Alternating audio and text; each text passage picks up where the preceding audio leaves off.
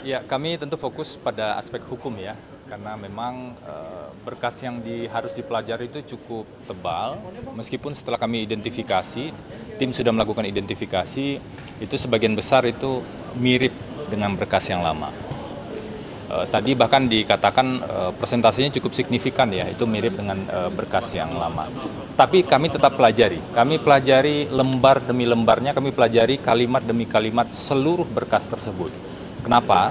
Karena sejak awal memang ditemukan sejumlah hal yang kontradiktif dari dokumen-dokumen hukum tersebut. Nah, karena ini akan diuji di proses persidangan, maka kami bedah satu persatu. Karena itulah kami bergabung menjadi tim hukum ini yang akan fokus secara profesional pada aspek hukumnya. Begitu mungkin. Silakan kalau ada pertanyaan lain. Atau sudah cukup? Mungkin bisa diceritakan bagaimana prosesnya Mas Febri bisa bergabung dengan tim hukum Mas Hasto, karena kita tahu kan Mas Febri juga dulu ex-jubir KPK dan mengetahui kasus ini dari internal. Ya, saya jadi advokat itu sejak sebelum masuk KPK. Jadi sejak 2012 saya sudah di 2012-2013 saya sudah disumpah sebagai advokat, dan itulah profesi yang saya jalankan saat ini. Saya pamit dari KPK pada Oktober 2020 dan kemudian secara full menjadi advokat. Tadi Bang Todung sebenarnya menyampaikan beberapa hal terkait dengan mungkin banyak pertanyaan ya dari teman-teman, kenapa kemudian katakanlah Bang Todung adalah tokoh anti korupsi kemudian menangani kasus korupsi, karena melihat begitu banyak persoalan dari aspek hukum dalam proses penanganan perkara ini dan juga dari substansinya.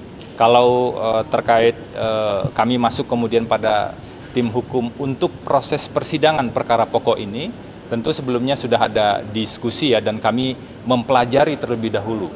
Jadi kami pelajari ada 2 putusan pengadilan yang sudah berkekuatan hukum tetap, karena putusan pengadilan itulah yang menjadi pegangan paling kuat. Seharusnya bagi semua pihak itu jadi pegangan paling kuat.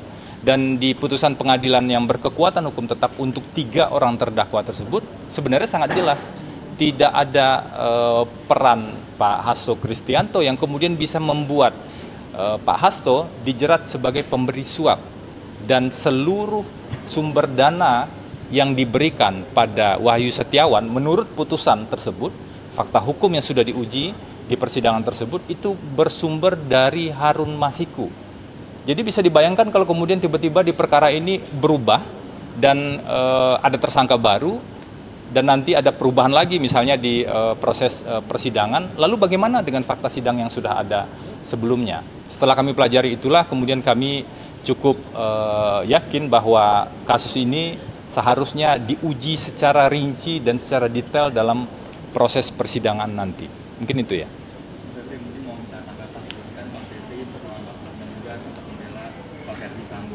Lalu itu juga melawan juga Bang Roni yang sebagai kuasa hukum dari mungkin model apa sih yang pada saat ini bisa buat memenangkan buat Pak Hasto itu tidak terbukti bersalah. Jadi begini teman-teman, saya advokat, Bang Arman Hanis, ketua saya di AAI, sebagai advokat juga tentu saja, dan tim ini juga advokat, Bang Roni Talapesi juga advokat. Mungkin ini juga bisa jadi proses pembelajaran bersama kita bahwa advokat itu bekerja secara profesional, dan ada satu prinsip dasar dalam dunia advokat itu, advokat tidak bisa diidentikan dengan klien.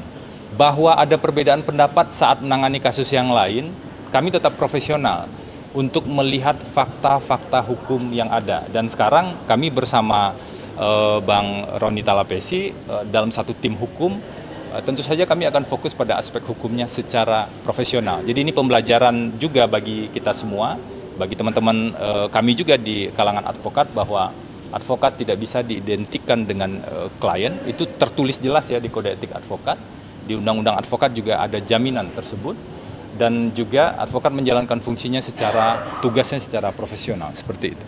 Bang Febri, ini dengan sejumlah materi dan substansi yang disiapkan dan gabungan dari tim hukum, apakah memang jika sesuai dengan apa yang disampaikan bisa membuat Hasto Kristianto ini terbebas dari jeratan hukum? Dan yang kedua, apakah pada tanggal 14 besok Mas Hasto ini akan datang Sama satu lagi Mas, Saya jawab dari yang terakhir ya, kami fokus pada aspek hukum.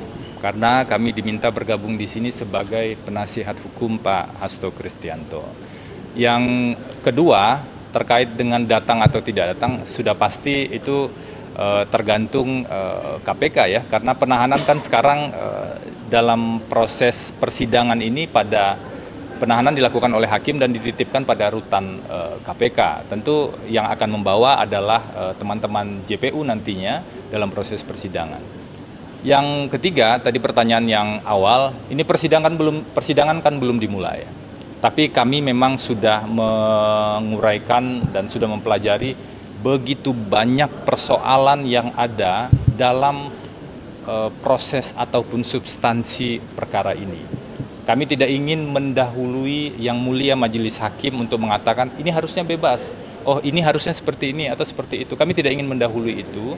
Yang kami sampaikan tadi adalah kami berharap, jadi ini harapan, saya pikir harapan kita semua ya, agar proses persidangan betul-betul berjalan secara berimbang, secara objektif dan menimbulkan kepastian hukum. Jangan sampai kemudian ini jadi sejarah penegakan hukum yang buruk ya. Ada putusan pengadilan yang sudah berkekuatan hukum tetap dan di sana sudah jelas fakta-fakta hukumnya, tapi kemudian dirombak dan menjadi berbeda entah dengan cara apa melalui proses hukum yang juga menurut dugaan kami penuh dengan pelanggaran-pelanggaran aspek formil seperti itu. Mungkin Dalvan ingin menambahkan? Ya, terima kasih. Mungkin saya sedikit aja menambahkan ya. Yang harus dipahami pada saat ini adalah yang diadili itu adalah perbuatan. Ya. Perbuatan itu didasari dari fakta-fakta, bukan berdasarkan asumsi-asumsi, apalagi kalau misalnya itu dikreasikan. Nah, fakta-fakta itulah yang dibangun menjadi suatu bangunan, dan dari situ nanti hakim akan memutuskan apakah fakta-fakta tersebut itu memang memverifikasi atau membuktikan seseorang terdakwa itu melakukan perbuatannya. Saya contoh pada saat ini, kan didalilkan adanya suap, kan gitu ya. Dan kemudian kedua itu adalah OJ atau obstruction of justice terkait dengan